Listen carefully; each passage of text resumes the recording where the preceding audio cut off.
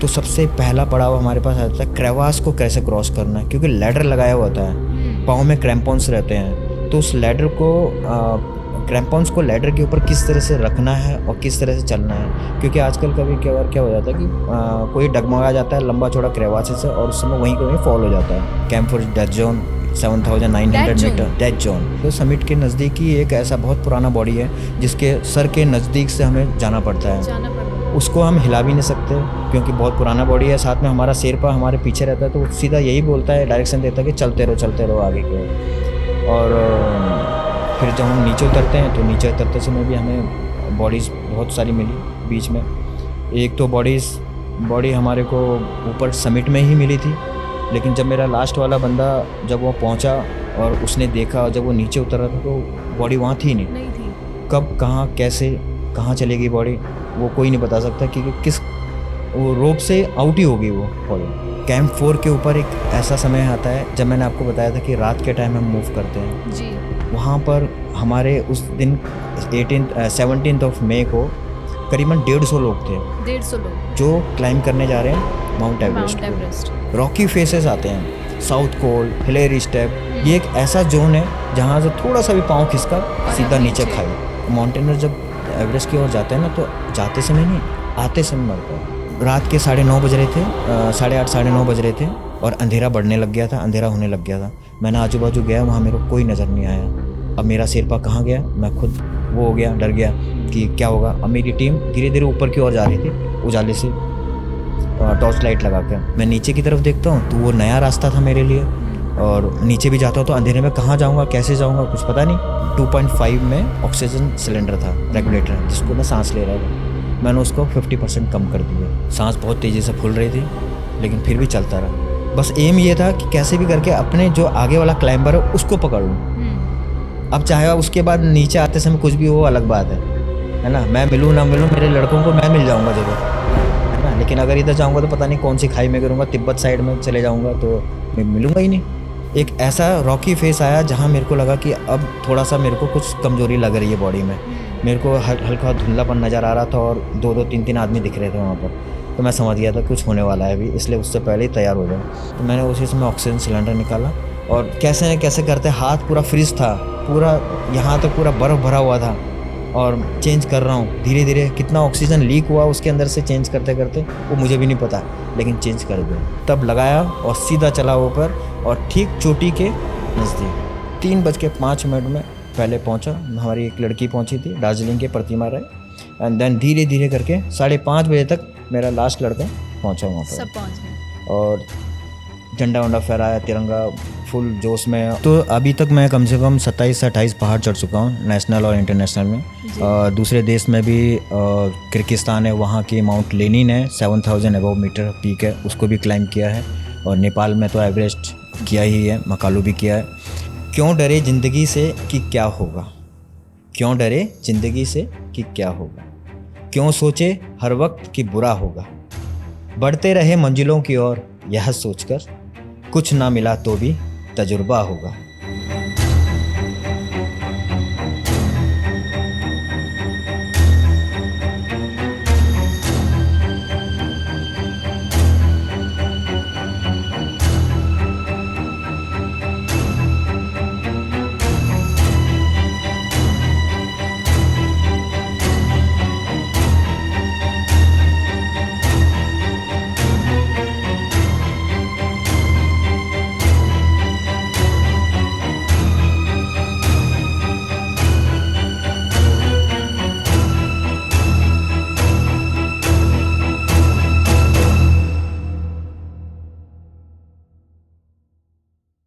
दो 2016 में पहली बार माउंट एवरेस्ट पर तिरंगा फहराने से लेकर 2019 में माउंट मकालू को फतेह करने तक, और अब 18 मई 2025 को एक बार फिर माउंट एवरेस्ट पर भारतीय ध्वज लहराकर इतिहास रच दिया। आज हमारे साथ मौजूद हैं सूबेदार अंकुर रावत जी, जिनकी कहानी हमें सिखाती है कि जो सपने देखने की हिम्मत रखते हैं वहीं उन्हें पूरा करने की ताकत भी रखते हैं। तो सर, स्वागत है आपका द न्यूज़ वाला नेटवर्क में। Thank you so much. आप एक सोल्जर हैं और साथ में एक माउंटेनियर भी हैं, और आपकी जो जर्नी है, आपने अभी जो mount Everest second time mount Everest पर आपने तिरंगा लहराया है, रिकॉर्ड बनाया है, वो जर्नी आपकी सबको इंस्पायर भी करती है। तो ये जर्नी की शुरुआत कहाँ से हुई? 2005 में जब मैंने पहली बार माउंट सतोपन चढ़ा था, जो कि मेरा एक पहला पहाड़ था और 7077 मीटर की हाइट है वो। तो मुझे जो मौका मिला वहीं से मिला था कि पहाड़ क्या होता है, क्योंकि एज ए पहाड़ी मैं पौड़ी गढ़वाल उत्तराखंड का रहने वाला हूँ और मैंने इतने ऊंचे पहाड़ चढ़े नहीं थे जितना मैंने माउंट सतोपंत को चढ़ा था। तो वहीं से एक प्रेरणा मिली थी, क्योंकि वहाँ पर कुछ मैंने ऐसा एक पल भी देखा था कि मैं सोचता था कि जिस पहाड़ के ऊपर सिर्फ सोचते हैं कि हम चढ़ते ही हैं, तो उस चढ़ने के साथ साथ हमें कितनी सावधानियाँ बरतनी भी चाहिए, वो भी हमें समझना चाहिए उस चीज़ को। तो उसके बाद ही मेरी एक कोशिश शुरू हुई कि मैं और पहाड़ चढ़ूँ और सतोपन को देखते हुए ऊपर जितनी ऊँचाइयों तक चढ़ सकता हूँ वो चढ़ूँ, और जिसको मैंने आज भी पूरा किया है। तो आप जैसे माउंट एवरेस्ट आप 2 बार चढ़ चुके हैं, माउंट मकालू आप चढ़ चुके हैं, सतोपन आप बता रहे हैं। तो इन सब चीज़ों में मतलब क्या-क्या डिफरेंस आपको देखने को मिले तब से 2016 2005 की आप बात बता रहे हैं, 2005 से और 2025 तक? एक तो अभी तक मैं कम से कम 27 से 28 पहाड़ चढ़ चुका हूँ, नेशनल और इंटरनेशनल में। जी। दूसरे देश में भी किर्गिस्तान है, वहाँ की माउंट लेनिन है, 7000 अबव मीटर पीक है, उसको भी क्लाइंब किया है। और नेपाल में तो एवरेस्ट किया जी। ही है, मकालू भी किया है। तो 2005 से ये था कि हम जितनी ऊँचाइयाँ हैं ना, जैसे 8848 मीटर, जी। 8848.86 मीटर माउंट एवरेस्ट की ऊँचाई है।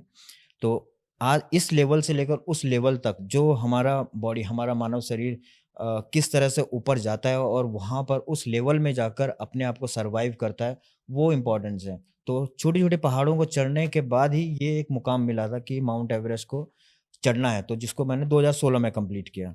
तो जब मैं 2016 में कंप्लीट करके जब मैं माउंट एवरेस्ट से नीचे उतरा था, तो नीचे उतरते समय एक सुंदर पहाड़ सामने की ओर नज़र आता है, वो है माउंट मकालू। तो वहीं से मेरी दूसरी जर्नी वहीं से स्टार्ट हुई कि यार माउंट मकालू को भी चढ़ना चाहिए। तो ऐसा मेरे अंदर एक ख़्याल आया था। तो 2019 में वो मौका कंप्लीट हुआ और सपना पूरा हुआ, माउंट मकालू को चढ़ लिया। तो माउंट मकालू के ऊपर जैसे मैंने फ्लैग लटकाया, फहराया वहाँ पर, तो फहराने के बाद जब पीछे मुड़ के देखा, तो वापस वही सेम माउंट एवरेस्ट और माउंट लोत्से सामने की तरफ थे और वो सामने की तरफ दिख रहे थे। तो उनको देखने के बावजूद कुछ ऐसा लगा कि यार कुछ छूट रहा है। छूट रहा है। तो इस साल फिर मेरे को मौका मिला एनसीसी की तरफ से, नेशनल कैडेट कोर, कि माउंट एवरेस्ट चढ़ना है और इस बार 10 बच्चों को लेके जाना है, जिसमें हमारे 5 लड़के और 5 लड़कियां थी। तो उनको एक साथ ट्रेनिंग देकर 1 साल से और एक अपने आप एक समझ कर मतलब ऊपर तक पहुंचे और सही सलामत नीचे भी लेके आए उनको। हमने सुना है जो इस बार आपकी टीम थी, आप जिन कैडेट्स को लेकर गए थे, उसमें मतलब 16 साढ़े 16 साल के बच्चे भी थे, तो उनको माउंट एवरेस्ट ले जाना और इतना हार्ड ट्रेनिंग देना, तो ये कैसे मैनेज हो पाया है? एक्चुअली इनको अभी तक पहाड़ के बारे में बिल्कुल नहीं पता था। पहाड़ जानते थे लेकिन पहाड़ में कैसे चलना है, कैसे वहाँ अपने आप को सर्वाइव करना है और किस तरह से हम जितनी-जितनी जैसे-जैसे उस ऊँचाइयों में चढ़ेंगे, उसको कैसे पार करना है। तो ये पिछले 1 साल से हमारे पास जिस तरह से 250 बच्चे आए थे दिल्ली में, तो 250 बच्चों को हम लोगों ने सिलेक्शन ट्रायल लिया, तो वहाँ पर शॉर्ट लिस्टेड किया हमने 36 बच्चों को। देन उसके बाद 36 से फिर हम लोगों ने माउंट अभिगामिन, जो हमारे उत्तराखंड की हाईएस्ट माउंटेन है, तो उसको हमने भी वहाँ पर क्लाइंब किया। तो वहाँ से फिर हमें और 11 बच्चे मिले वहाँ से और उसके बाद फिर हम विंटर ट्रेनिंग के लिए सियाचिन बेस कैंप गए थे। तो वहाँ उनकी 1 महीने की ट्रेनिंग देकर हमने फाइनली 10 बच्चों को सिलेक्ट किया और वो थे 5 लड़के और 5 लड़कियाँ, जिसमें से हमारा सबसे छोटा एज का लड़का था, साढ़े 16 साल का, और हमारी 19 साल की एक लड़की थी हिमाचल की। तो सर, जब माउंट एवरेस्ट पे हम चढ़ने की तैयारी करते हैं, मतलब कुछ भी माउंटेनियर्स मतलब जब चढ़ते हैं, तो वो स्टार्ट कैसे होता है और क्या-क्या मतलब चीज़ें आती हैं बीच में, क्या-क्या परेशानियाँ आती हैं जिनको आप छोड़कर आगे बढ़ते हैं? माउंट एवरेस्ट में क्या चीज़ है कि एक जैसे काठमांडू है, काठमांडू से फ्लाइंग करके लुकला जाया जाता है। लुकला एक हाईएस्ट एयर स्ट्रिप है, डेंजरस एयर स्ट्रिप है। तो वहाँ पर जैसे पहुँच जाते हैं तो वहाँ से ट्रैकिंग स्टार्ट होती है। तो कम से कम 7 से 8 दिन क्रॉस करके हर एक जगह जैसे फागडिंग, नामचे बाजार, दिंगबोचे, लोबुचे और फिर एवरेस्ट बेस कैंप पहुँचा जाता है। तो एवरेस्ट बेस कैंप एक एक ऐसा जगह है, एक हाईएस्ट विलेज बोल सकते हैं आप उसको, क्योंकि वहाँ पर आने वाले वर्ल्ड से फेमस माउंटेनर्स हैं, जो उनके अंदर भी ख्वाहिश रहती है कि वो भी माउंट एवरेस्ट को चढ़े। उसके बगल में माउंट लोत्से हैं, वो भी चढ़े, नुप्से, पमोरी पीक्स, अलग-अलग पीक्स हैं वहाँ पर। वो सब एक ड्रीम बना के आते हैं कि वहाँ चढ़ें। तो इसलिए वो एक एवरेस्ट बेस कैंप एक ऐसा गाँव बन जाता है 2 महीने के लिए कि आपको कलरफुल टेंट्स वहाँ पर नज़र आएँगे, अलग-अलग फ्लैग्स कंट्रीज़ के नज़र आएँगे वहाँ पर। तो वो एक माहौल बन जाता है उधर। देन उसके बाद फिर वहाँ से असली कहानी शुरू होती है हमारी, क्योंकि बेस कैंप है 5365 मीटर में। वहाँ से अबव 8848.86 में पहुँचना है। तो पहला जो पड़ाव आता है वो आता है हमारा खुम्बू ग्लेशियर का। खुम्बू ग्लेशियर एक ऐसा ग्लेशियर है कि जो ऊपर से जो ग्लेशियर आ रहा है कैंप 1 कैंप 2 की तरफ, वो खुम्बू ग्लेशियर एक टूट रहा है। उसको पॉपकॉर्न पॉपकॉर्न एरिया भी बोलते हैं, क्योंकि वो पॉपकॉर्न की शेप में टूटा पड़ा हुआ है। तो हर बार जिस तरह से एक बार रूट बनता है, तो अगले दिन वो रूट अगली तरफ दूसरी तरफ से होता है, क्योंकि अच्छा, वो हर समय हर चेंज पल होता रहता चेंज है। होता रहता है। आज हम इस रूट से गए, तो जब हम वापस आ रहे हैं तो किसी दूसरे रूट से। तो ये एक खुम्बुल ग्लेशियर तो ये है। पता कैसे चलता है? ये इसमें हमारे ना नेपाल के आइसफॉल डॉक्टर्स होते हैं, जो जिनका काम होता है, जो क्या करते हैं कि सबसे पहले उस खुम्बू ग्लेशियर में रूट को बनाते हैं। वहाँ पर जो खाइयाँ जो क्रेवासेस हैं लंबी चौड़ी, उन पे लैडर लगाते हैं, ताकि एक रूट बना के और वहाँ पर एक फ्लैग लगाते हैं, एसपीसीसी रहता है, सागर माथा पॉल्यूशन कंट्रोल कमेटी का। तो ये कौन सा एरिया डेंजरस है, तो वो चीज़ें मार्क करके रखते हैं। तो इस तरह से जो ये खुम्बू ग्लेशियर 100 में से कम 70% ऐसे लोग हैं जो क्रॉस कर पाते हैं, बाकी उनको नहीं क्रॉस कर पाते हैं, क्योंकि बड़े-बड़े क्रेवासेस, लंबे-लंबे लैडर्स, तो ये चैलेंजेस वहाँ पर हमें पहले पड़ाव में मिलता है। देन हम लोग कैंप 1 पहुँचते हैं। कैंप 1 से कैंप 2 वेस्टर्न कॉम्ब, जो एक ऐसा फील्ड है कि आपको ग्लेशियर ही ग्लेशियर नज़र आएगा वहाँ पर, लंबे-लंबे क्रेवासेस नज़र आएँगे। लेकिन इस बार ऐसा था कि बिल्कुल सेफ फील्ड था, जिसमें कि आराम से कैंप 1 से कैंप 2 पहुँचा जाता था। तो करीबन 4-5 घंटे लग जाते थे हमें। हम क्रॉस करते थे कैंप 2 में। Camp 2 is 6900 metre. उसके बाद असली तीसरा पड़ाव शुरू होता है लोत्से फेस का, क्योंकि सामने की तरफ माउंट लोत्से है, दुनिया की चौथी ऊंची चोटी। तो वो लोत्से फेस जब नीचे की ओर है, हम उस लोत्से फेस में चढ़ते हैं धीरे धीरे। बीचों बीच कैंप 3 आता है 7300 मीटर। तो उस लोत्से फेस को चढ़ने के लिए वहाँ पर कम से 70 टू 80 डिग्री की वॉल है वो, जी, और उसको चढ़ना पड़ता है वहाँ पर। सीधा। सीधा 70 टू 80 डिग्री की वॉल। देन उसके बाद वहाँ पहुँचते हैं, और पहुँचने के बाद हम अपना ऑक्सीजन सिलेंडर्स लगाते हैं, क्योंकि 7300 मीटर के ऊपर थोड़ा सा डिफिकल्ट हो जाता है। ऑक्सीजन कम हो हाँ, जाता है। हवा और पतली हो जाती है, और जिसमें ऑक्सीजन भी कमी हो जाती है वहाँ पर। देन उसके बाद हम ऑक्सीजन सिलेंडर लगा के नेक्स्ट डे हम लोग कैंप 4 पहुँचते हैं। कैंप 4 तक पहुँचने के लिए एक येलो बैंड वाला एरिया आता है, फिर जेनेवा स्पर आता है। और मैं जो नाम बोल रहा हूँ, तो नाम सुनने में बड़ा अच्छा लग रहा है, लेकिन वो जो एरिया है ना, जो फील्ड है रॉकी फेस, जी, जी, उसको जी। क्रॉस करने के लिए जो हमें लोग कम वहाँ से पर कम, हैं, हाँ, उन्हें पता है। पता है, तो वो समय लग जाता है वो उसमें चढ़ने के लिए, क्योंकि उस गली से जो लोत्से फेस की गली है, इस साइड जेनेवा स्पर की गली है, तो वहां से जो विंड उड़ के आती है ना, और वो जो बॉडी पे लगती है, तो वो जो चुभने लगती है चुभने ऊपर। लगती है। अगर मौसम साफ है तो आप आराम से निकल रहे हो अपना ऑक्सीजन मास्क लगा के। अगर वहां से हवा चल रही है, तूफानी हवा, तो आप उस तूफानी हवा में आपको कैंप 4 में पहुंचना है, क्योंकि कैंप 4 से ऊपर फिर आपका मौसम साफ हो ही जाता है वहां पर कभी कभार।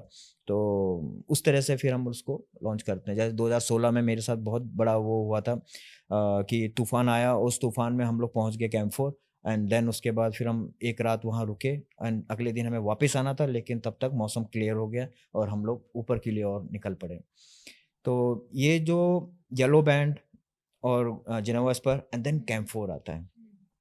कैंप 4 एक बार एक ख्याल आया था मेरे अंदर कि जब जेनेवा स्पर पहुंचे थे, तो पहुंचने के बाद वहाँ पर हाथ इतने ठंडे हो गए थे, बिल्कुल मैं 2016 की बात कर रहा हूँ। जी। हाथ इतने ठंडे हो गए थे कि अपने अंदर से कोई बोल रहा था कि यार तुम एक काम करो, नीचे चल ले अभी, हम्म बहुत हो गया अभी, क्योंकि तेरे से ऊपर चला नहीं जाएगा। हम्म बट दूसरी तरफ से एक और इशारा आ रहा था कि यार जितना देर मेरे को नीचे जाने में लगेगा, क्या पता उससे कम टाइम मुझे ऊपर जाने में ऊपर में लगेगा। पहुंच तो फिर जाऊं। मैंने वो दूसरे वाले की सुनी, मैं बोला चुपचाप चलते रहो, अपना एम देखते रहो। तो मैं ऊपर के लिए और निकला और बिल्कुल पॉजिटिव रहा। Same to same camp 4 death zone, 7,900 death zone. Metre death zone. Death zone इसलिए बोलते हैं क्योंकि वहाँ पर एक तो ऑब्वियसली हवा पतली रहती है, तो उसके कारण ऑक्सीजन लेवल बहुत कम रहता है वहाँ पर। तो ऑक्सीजन वहाँ आधे से ज़्यादा लोग ऑक्सीजन के बिना ही मरते हैं वहाँ मर पर। जाता है। और उससे ऊपर ही एक ऐसा एरिया आता है कि आपको कोई लिफ्ट नहीं कर सकता। अगर आप सोचते हो कि आप बीमार हो गए हो या फिर आपको हेली आकर ले जाए, तो ये नहीं हो इम्पॉसिबल है सकता। वहाँ पर, क्योंकि आपको नीचे कैंप 3 कैंप 2 तक पहुँचना ही पड़ता है। पहुंचना उसके पड़ेगा। बाद फिर आपको एयरलिफ्ट होके जाती है। तो उसके लिए अगर वहाँ पहुँचे हो तो आपने बस यही सोचना है कि यार ऊपर तक पहुँचना ही है कैसे भी करके। तो डेथ जोन क्रॉस करने के बाद balcony and then south summit and summit. तो ये जो एरिया है, हम डेथ जोन के बाद हम रात को वहाँ पर से मार्च अप करते हैं। और रात को इसलिए मार्च अप करते हैं क्योंकि टेम्परेचर कम रहता है वहाँ पर। रात का समय कब पार हो जाता है, कब इतने बड़े बड़े ऑब्स्टिकल पार हो जाते हैं, वो पता भी नहीं चलता है। जब हम समिट करते हैं, चोटी में चढ़ने के बाद जब हम नीचे उतरते हैं, तब हमें पता चलता है यार इतने बड़े बड़े रॉक फेसेस हमने क्रॉस किए हैं। क्योंकि रात तो को तो इतना पता नहीं नहीं चलता। चलता है, तो हाँ, टॉर्च लाइट लगाया और चांदनी रात में हम निकल जाते हैं। निकल जाते हैं। चांद की जो रोशनी होती है उसी में सब कुछ दिखने लग जाता है कि ये फेसेस यहाँ पर हैं, ये रॉक फेस यहाँ पर घूम रहा है। तो इस तरह से माउंट एवरेस्ट के जब टॉप में पहुंचते हैं तो कुछ अलग ही विचार होता है फिर। अलग विचार होता है। लेकिन इस बार आप बच्चों को लेकर गए थे, मतलब टीम, आप 10 बच्चों की टीम लेके गए थे, तो उनके साथ मैनेज करना, मतलब जैसे ऑक्सीजन की कमी हो जाती है, सांस लेने में दिक्कत होती है, हवाएं चलती है, वेदर खराब है, पानी की दिक्कत हो जाती है, तो वो सब चीजें कैसे आपने मैनेज किया है? सबसे पहले तो ना मेरे को इन बच्चों को हैंडल करने के लिए हम लोग माउंट आबी गामिन गए थे। तो आबी गामिन 6,135 मीटर तक हम बच्चों को लेके गए थे। तो यहाँ पर हमने रियलाइज़ कर लिया था कि यार कौन बच्चा कैसा है। हम्म क्योंकि पहाड़ के अंदर, पहाड़ के ऊपर, टेंट के अंदर, या फिर पहाड़ में चलने का तरीका, वहाँ पर अपने आप को बिज़ी रखने का तरीका, तो किस तरह से रहता है बच्चों को, तो उस तरह से हम देख लेते हैं पहले। तो दूसरी बात विंटर ट्रेनिंग, फिर उसके बाद हमारे साथ उनको कम से कम 1 साल तक यहाँ रखा गया था। तो हम पहचान लेते हैं कि किस तरह से कौन बच्चा कैसे चलता है। एक्चुअली क्या है ना कि पहाड़ में चाहे कितना बड़ा भी स्पोर्ट्समैन क्यों ना हो, हर आदमी की तबीयत खराब हो हो सकती है, हर सकती है। सभी की लेकिन हम्म केयर करना ज़रूरी है वहाँ पर अपने आप को। आपको वहाँ पर अपना बफ लगाना ज़रूरी है, क्योंकि वहाँ पर चलने वाली जो हवा है ना, उसके कारण अगर आपको खाँसी हो गई, तो उसको खुम्बू कफ भी बोलते हैं हम लोग। तो वो खाँसी जब तक आप नीचे काठमांडू में नहीं उतरोगे, तब तक आपकी वो खाँसी नहीं नहीं जाएगी। जाएगी। तो वो खाँसते-खाँसते आप ऊपर जाना पड़ेगा, या फिर वहाँ से आपको चढ़ा भी नहीं जाएगा ऊपर। तो इन बच्चों के साथ भी वही था, इनको उन चीज़ों के बारे में बताना था बीच-बीच में। पानी दबा के पीते रहो, जैसे कि अभी हम एक जगह से दूसरी जगह पहुँच रहे हैं डेस्टिनेशन में, तो वहाँ पर जाकर सबको नींद आ रही है, सब थक रहे हैं वहाँ पर, सबकी बॉडी थकती है वहाँ पर। लेकिन अपने आप को कहना पड़ता है कि यार तुम कुछ वर्कआउट कर लो, नहीं तो तुम यहीं कहीं लेट जाओगे। मतलब यहीं कहीं लेटे रह जाओगे, अच्छा, या कुछ भी मतलब हो सकता अगर है। वहां पर सो गए, जैसा बोल हाँ, रहे हो, यहीं रह जाएंगे? हाँ। तो इसका मतलब ये है कि अगर मैं अपना गोरखसेब से अगर मैं बेस कैंप के लिए लेके जाता हूँ बच्चों को, हम्म बेस कैंप में बच्चे लोगों ने क्या किया कि सीधा से वहाँ जाके टेंट में आके लेट गए, सो गए। तो कुछ वो है 5,365 मीटर, और नीचे से जा रहा है कोई भी बंदा क्लाइंबर ऊपर की ओर, या फिर कोई अबव वाला एरिया आप इमेजिन करो। तो उसमें क्या होता है कि आप सोते हो, आप सोने के बाद जब उठते हो तो आपका सर भारी-भारी लगता है उसमें, और आपको कुछ काम करने का मन नहीं करता, आपको उठने का मन नहीं करेगा सबसे पहली बात तो वहाँ पर। हम्म तो इसलिए अपने आप को वर्कआउट में इतना बिज़ी रखना पड़ता है कि आप सुबह से लेकर शाम तक का जितना आपके अंदर का जो थकावट है ना, वो सिर्फ़ रात को पूरी हो। मतलब रेस्ट रेस्ट नहीं कर सकते रेस्ट बीच नहीं कर में? सकते, आप रेस्ट करना है तो आप बैठिए, बैठने का किताब लिखिए अपने, अपने बर्फ़ को पिघालिए, अपने लिए पानी बनाइए, उस पानी को पीते-पीते अब, क्योंकि वहाँ तो गर्म पानी चाय के तरीके से पीते हैं हम लोग वहाँ पर। तो एक गिलास जब गर्म पानी होता है तो कम से कम 15 मिनट तो उसको सूप करते-करते लग जाता है। अच्छा। आप पिए, आप फिर वॉशरूम गए, फिर आए, फिर पिए, तो इससे क्या है कि आपका ब्लड सर्कुलेशन भी सही समय पे, आपकी बॉडी भी फिट रहती है उस समय। तो और फिर ऐसे करते-करते जब बच्चों को हम ग्लेशियर क्रॉसिंग में लेके गए, तो सबसे पहला पड़ाव हमारे पास आता है क्रेवास को कैसे क्रॉस करना है, क्योंकि लैडर लगाया हुआ होता है, पाँव में क्रैम्पॉन्स रहते हैं।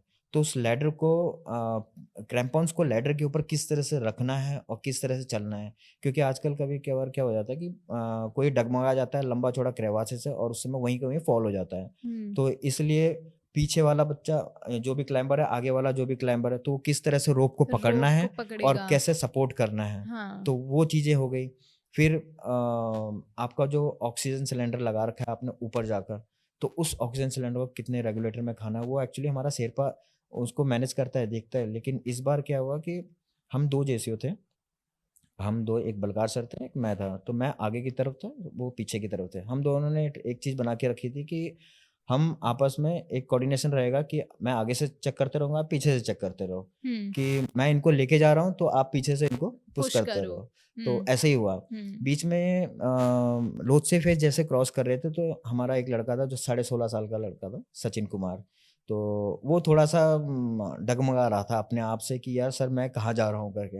मैंने बोला तुम अपना झूमर, जो हमारा एक इक्विपमेंट है झूमर, जिसके बदौलत हम ऊपर की ओर क्लाइंब करते हैं, तुम चलते रहो बस पीछे।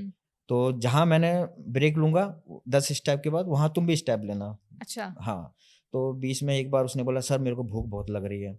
मैंने बोला भूख लग रही है तो इसके लिए तो फिर नीचे जाना पड़ेगा बेस कैंप। तो मैंने उसको थोड़ा-सा डाँट के बोला कि यार तू पहाड़ चढ़ने आया कि तेरे को अभी भूख लग रही है और अभी से लग रही है। हाँ। तो इस तरह से जब मैंने उसने भी समझा कि यार सर कुछ और बोलने वाले हैं, तो बस वहीं पर ये हुआ कि सर मैं अभी क्लाइंब करके ही मैं अपनी भूख मिटाऊँगा, मेरे को पहले ऊपर तक चढ़ने दो। तो साथ-साथ लेके गए और साथ-साथ चढ़ के आए।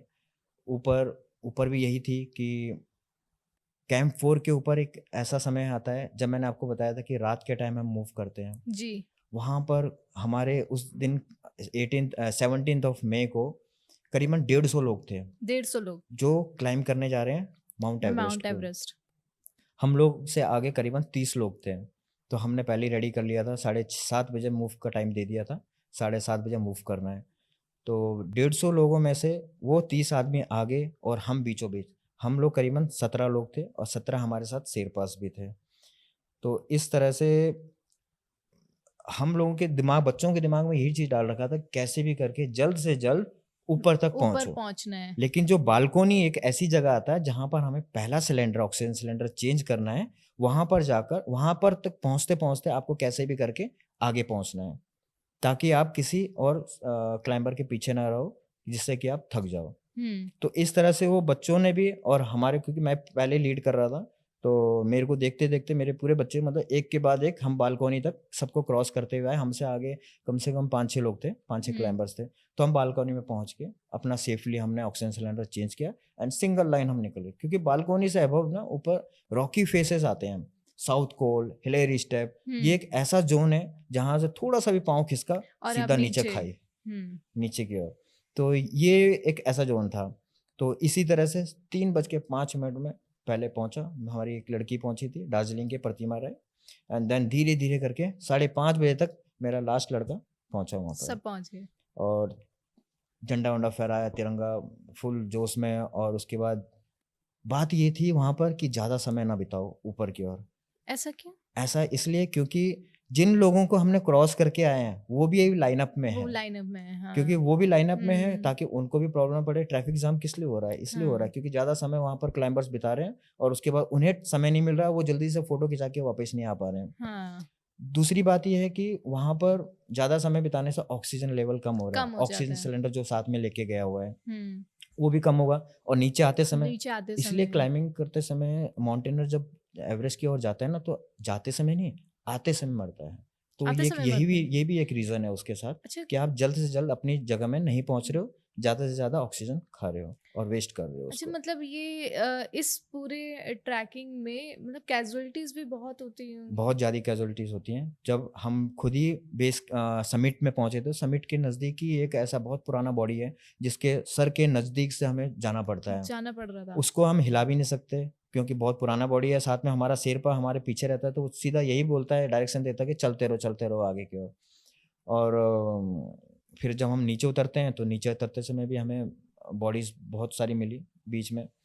एक तो बॉडी हमारे को ऊपर समिट में ही मिली थी, लेकिन जब मेरा लास्ट वाला बंदा जब वो पहुंचा और उसने देखा, जब वो नीचे उतर रहा था तो बॉडी वहाँ थी नहीं। नहीं थी। कब कहाँ कैसे कहाँ चलेगी बॉडी वो कोई नहीं बता सकता, क्योंकि किस वो रोप से आउट ही होगी वो बॉडी। तो ऐसे भी एक हादसे हो जाते हैं वहाँ कभी कभार, क्योंकि मैंने बताया ना वो रास्ता ऐसा है कि अगर आपको शेरपा ने एक रस्सी बांध रखी है आपके क्लाइंबिंग के लिए, जिसके उस रोप के पीछे 150 लोग चढ़ रहे हैं, हाँ। और उसमें से एक रोप बिजी हो जाती है, तो किसी के दिमाग में भी कुछ भी आ सकता है। तो वो चीज़ें वहाँ पर हुई है। ऐसा भी होता है, मतलब सुना है ऐसा कि उस मतलब क्लाइंबिंग करते टाइम बहुत सारी बॉडीज माउंट एवरेस्ट के रास्ते में रहती हैं, बहुत पुरानी पुरानी बॉडीज जिन्हें कभी उठाया भी नहीं जाता है। नहीं, ऐसा नहीं है, उठाया जाता है। मैं आपको माउंट मकालू की बात करता हूँ मैं। माउंट मकालू 8485 मीटर है, 2019 में मैंने कंप्लीट किया था। तो उसमें एक हादसा हो गया था हमारा। तो उसमें हमारा जो एक क्लाइंबर था वो ऊपर समिट के नज़दीक था। वहाँ से हमने अप्रोच किया एजेंसी को, एजेंसी ने पूरा वहाँ से शेरपाज ने उनकी बॉडी को उठा के लेके आए हैं। तो ऐसा नहीं है कि बॉडी वहाँ से उठती नहीं है, बॉडी वहाँ से उठती है, और कभी कभार तो सही सलामत मतलब शेरपाज उसको लेके भी आ जाते हैं वहाँ पर। लेकिन बात वही है कि उन चीज़ों की भी एक कीमत होती है, क्योंकि शेरपाज की लाइफ भी उस चीज़ में जाती है, क्योंकि वो जो शेरपाज है 4-5 लोग मिलकर उस बॉडी को लेने के लिए जाते हैं वहाँ पर। अच्छा। तो और ये वैसे चीज़ें भी हैं। नहीं लेकर आ सकते, उठा के ही लाना पड़ता होगा नहीं, क्योंकि ऐसा नहीं है। देखो लास्ट 2023 में माउंट नून किया था मैंने क्लाइंब। तो एक दूसरी टीम है माउंट नून के लिए गई थी, मैं क्लाइंब करके नीचे उतर के वापस लेह में पहुंचने वाला था। तब तक एक कॉल आता है कि आपका आप जिस पीक में चढ़ने के लिए गए थे वहाँ पर भी एक कैजुअलिटी हो गई है। 7,135 मीटर की माउंट नून है। तो हेली से मुझे ड्रॉप किया जाता है कैंप 2 में, एंड देन उसके बाद वहाँ ऊपर जाके उस बॉडी को बांध के घसीट के मैं लेके आता हूँ जहाँ पर हेलीपैड है हमारा, और मेरी टीम फिर वहाँ से हम लोग उस हेली में डाल के उसको लेके आते हैं। तो हमारा मकसद ये रहता है, और एज ए सही सलामत इंडियन आर्मी पर्सन कि चाहे कोई भी हो उसको सही सलामत कैसे भी करके लेके आना लेकर है, आया छोड़ना नहीं है किसी जाए। को। तो ये मोटो रहता है हमारा। मतलब कोई ऐसी भी कहानी है कि जो आपको मतलब मतलब इस जर्नी में हमेशा याद रहेगी, मतलब आगे आने वाले जो स्टूडेंट्स आपके होंगे आप उन्हें भी बताओगे? हाँ जी, एक बहुत अच्छी जर्नी है, मतलब मकालू की बात करूँगा मैं। और बहुत अच्छा भी लगा था, और थोड़ा सा डर भी लगा था।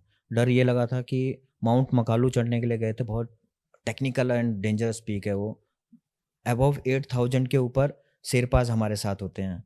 शेरपाज की बात करूँगा मैं, शेरपाज बहुत अच्छे भी होते हैं और कुछ नए भी होते हैं। तो उसमें क्या हुआ कि कैंप 4 से पूरी टीम 17 के 17 लोग हम लोग एक के पीछे एक निकल गए चोटी की तरफ। तो रात के 9:30 बज रहे थे, 8:30 9:30 बज रहे थे। तो मेरा जो शेरपा था उसके पेट में थोड़ा सा दर्द हुआ। अब उसने क्या बोला कि सर मैं थोड़ा सा साइड में बाथरूम जाके आता हूँ, आप थोड़ा वेट करो। मैं वहाँ इंतज़ार में उसका लगा रहा हूँ। मेरे पीछे पूरे क्लाइंबर्स थे, मैंने उनको बोला आप लोग चलिए, मेरा सिरपा आ रहा है, मैं उसके साथ आऊँगा। सिरपा नया था मेरा, बिल्कुल नया सिरपा था वो। एक बार 8000 एवरेस्ट क्लाइंब किया था उसने। अभी होता क्या है कि हमारे पास 2 सिलेंडर होते हैं, एक जो सिलेंडर होता है हमारा वो हमारे शेरपा के कंधे में रहता है। अच्छा। ताकि वो ऊपर जाके, और बार-बार जो शेरपा ही हमारा ऐसा है जो हमें बताता है कि आपके ऑक्सीजन लेवल इतना है ऑक्सीजन सिलेंडर के अंदर, इसलिए यहाँ चेंज करना है। तो ये सब चीज़ें वही हमारे को डिसाइड करके बताता है। तो चैलेंजिंग मेरे लिए ये था कि उसके बाद मैं उसका इंतज़ार करता रहा। 10 से 15 मिनट हो गए, 15 से 20 मिनट हो गए, और अंधेरा बढ़ने लग गया था, अंधेरा होने लग गया था। मैंने आजू-बाजू गया, वहाँ मेरे को कोई नज़र नहीं आया। अब मेरा शेरपा कहाँ गया? मैं खुद वो हो गया, डर गया कि क्या होगा? अब मेरी टीम धीरे-धीरे ऊपर की ओर जा रही थी, उजाले से टॉर्च लाइट लगा कर। एक शेरपा और एक क्लाइंबर पीछे से आ रहा था। मैंने उसको ही पूछा, यार शेरपा दाई मेरा शेरपा पता नहीं कहाँ गया, अभी-अभी यहीं था। उसने बोला वॉशरूम जा रहा हूँ, तो गायब हो गया वो तो एकदम से। तब उसने मेरे को बताया कि एक शेरपा मैंने नीचे जाते समय देखा था, उसके पेट में दर्द हुआ, वो नीचे चला गया। मैं शॉक्ड हो गया उधर, मैं बोला ये क्या हो गया? मैं तो यहीं पर ही हूँ और वो छोड़ के मेरे को चला गया। और वो तो चला गया लेकिन साथ-साथ मेरा ऑक्सीजन सिलेंडर भी लेके ऑक्सीजन चला गया। सिलेंडर ले गए। तो मैं वहीं पर ही हक्का-बक्का रह गया कि अब करना क्या है? जब मैंने ऊपर की तरफ देखा तो मेरे क्लाइंबर्स जितने भी थे वो सब चढ़ रहे थे, मेरे से कम 50 से 100 मीटर हो गए। मैं वहाँ से चिल्ला भी नहीं सकता उनको। मैं नीचे की तरफ देखता हूँ तो वो नया रास्ता था मेरे लिए, और नीचे भी जाता हूँ तो अंधेरे में कहाँ जाऊँगा, कैसे जाऊँगा, कुछ पता नहीं। तब मैंने डिसाइड किया कि भैया करना है तो कुछ ना कुछ करना ही पड़ेगा, ऐसी जगह में पहुँच गया हूँ।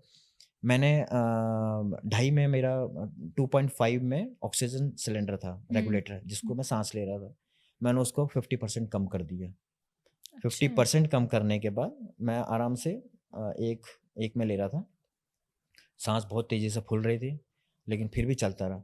बस एम ये था कि कैसे भी करके अपने जो आगे वाला क्लाइंबर है उसको पकड़ लूं।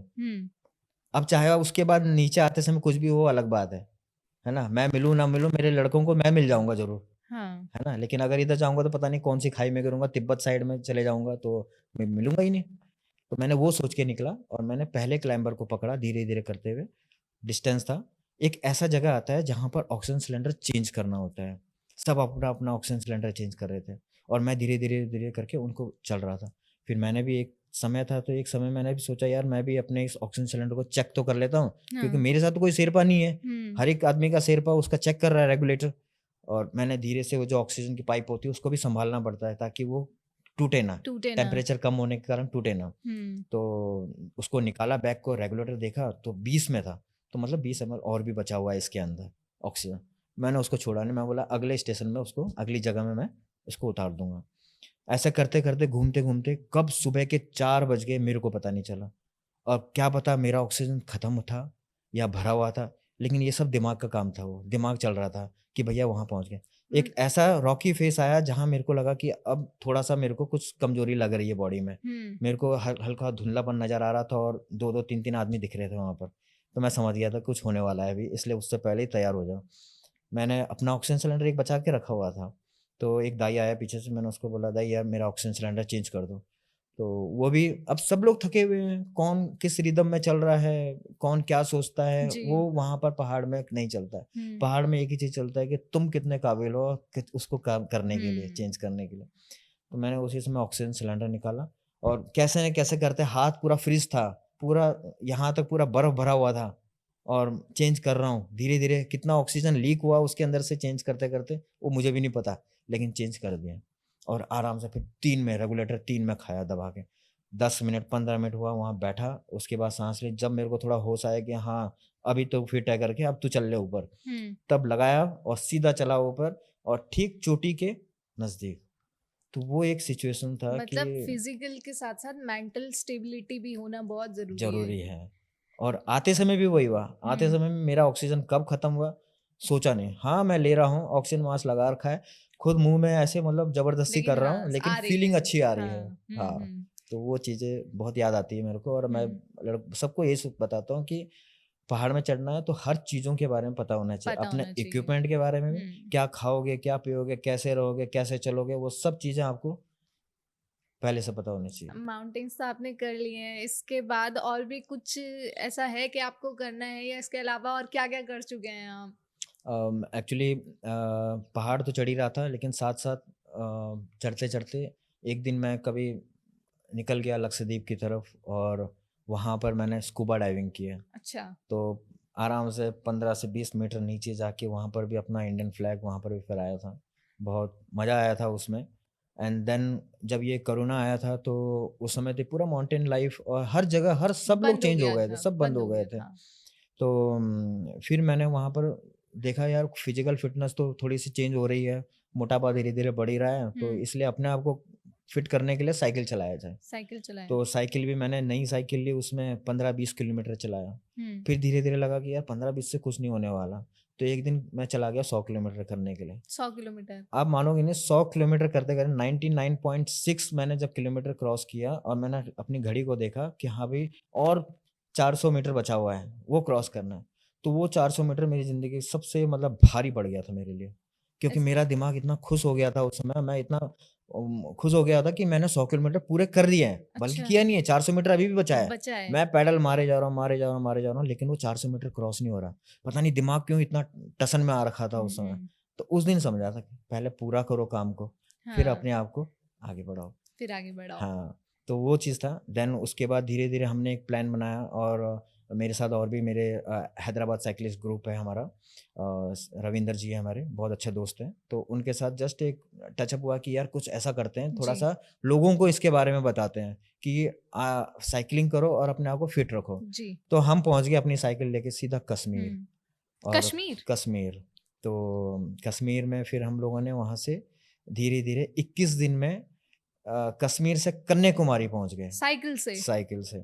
तो ये 21 दिन भी मेरे लिए बहुत इम्पोर्टेंट थे, क्योंकि हमने वो हर एक जर्नी देखी थी, हर एक मौसम का वो वातावरण जो चेंज हो रहा था उन चीज़ों को भी देखा, और अपने आप को भी देखा कि हमारी बॉडी किस तरह से काम कर रही थी, कैसे कैसे हम पहाड़ से एक समुद्री तल तक पहुंच गए वहाँ पर। मतलब आपने कुछ कोई जगह नहीं छोड़ी है। नहीं, और फिर पैराग्लाइडिंग, पैरामोटरिंग, पैरासेलिंग, मैं एज ए पैरासेलिंग इंस्ट्रक्टर भी हूँ यहाँ पर, और पैरासेलिंग भी सिखाता हूँ। तो बस वही है, हवा से बात करना और रास्तों से चलते रहना, और पानी से भी, समुद्र में? समुद्र में भी। तो बस वही है, और लेकिन वही है, एज ए प्रोफेशन मैं सोल्जर हूँ, पैशनेट से मैं माउंटेनर हूँ।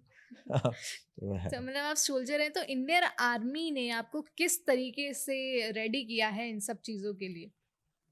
मौका मुझे आज जो भी कुछ हूँ मैं सिर्फ इंडियन आर्मी की वजह से, और इंडियन आर्मी ने ही मुझे बनाया है, और जहाँ तक भी मेरा नाम होगा सिर्फ इंडियन आर्मी की वजह से होगा, क्योंकि इसी ने मुझे अपॉर्चुनिटी दी है। इंडियन आर्मी में ऐसी बहुत सारी चीज़ें हैं जिसको जो बहुत लोगों को नहीं पता है, कि ये वो हर चीज़ में आपको मौका देती है, चाहे हम्म। वो कोई भी कोर्सेज हो, चाहे वो कोई भी आपका ऑपरेशन हो, या कोई भी टारगेट हो आपका, तो हर जगह आपको मौका देगी। Indian army? यस। और ये भी चीज़ सिखाया है कि किसी को छोड़ के भी नहीं आना, चाहे वो कोई भी फील्ड में हो। कोई भी फील्ड में हो। हाँ, चाहे अपना हो, चाहे पराया हो, चाहे दूसरा हो, कोई भी नहीं। हम गए, नेपाल में गए, वहाँ पर भी हमने बहुत हेल्प की है, वहाँ पर भी हमने अपने माउंटेनर्स भाई लोगों को भी सपोर्ट किया है, और हर जगह, हर जैसे भी है।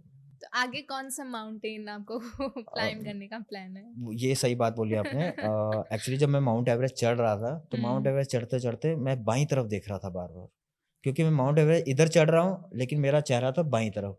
अब बाईं तरफ कौन सा पहाड़? माउंट लोत्से, दुनिया की चौथी ऊंची चोटी, मुझे फोर्थ उसको चढ़ना हाईएस्ट है पीक? अभी। यस। तो आगे अब आप माउंट लोत्से? लोत्से, उसकी तरफ जाऊंगा मैं। तो देखते हैं नेक्स्ट टाइम क्या होता है आगे। तो जो आपकी ये स्टोरी सुन रहे हैं उन व्यूअर्स को आप लास्ट में क्या मैसेज आप देंगे? आ, एक ही है, 4 लाइन का कोट है मेरा, और हमेशा मैं याद रखता हूँ, और हमेशा वो अपने जूनियर्स को, अपने बच्चों को, मतलब जो भी है मैं सिखाता रहता हूँ। तो मैं बोलूँगा, क्यों डरे ज़िंदगी से कि क्या होगा, क्यों डरे ज़िंदगी से कि क्या होगा, क्यों सोचे हर वक्त कि बुरा होगा, बढ़ते रहे मंजिलों की ओर यह सोचकर, कुछ ना मिला तो भी तजुर्बा होगा। तो ये तजुर्बा जो है वो हमें हर जगह, हर चीज़ में सिखलाती है, और ये तजुर्बा ही एक ऐसा चीज़ है, कहीं तक भी पहुंचा सकता है। आज मैं यहाँ हूँ, तजुर्बा। तजुर्बे की वजह से।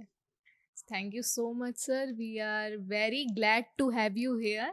और हम इंडियन आर्मी को भी सल्यूट करते हैं कि मतलब इंडियन आर्मी मतलब हमारे देश की रक्षा के लिए, हमारी रक्षा के लिए मतलब सबसे आगे हमारी इंडियन आर्मी है। तो हम उन्हें भी सल्यूट करते हैं, और आपको भी सल्यूट करते हैं कि थैंक आप यू। मतलब इतने लोगों की हेल्प भी कर रहे हैं, चाहे वो क्लाइंबिंग की तरह से हो या किसी भी तरीके से हो, या आर्मी में आप अपनी लाइफ सर्व कर रहे हैं।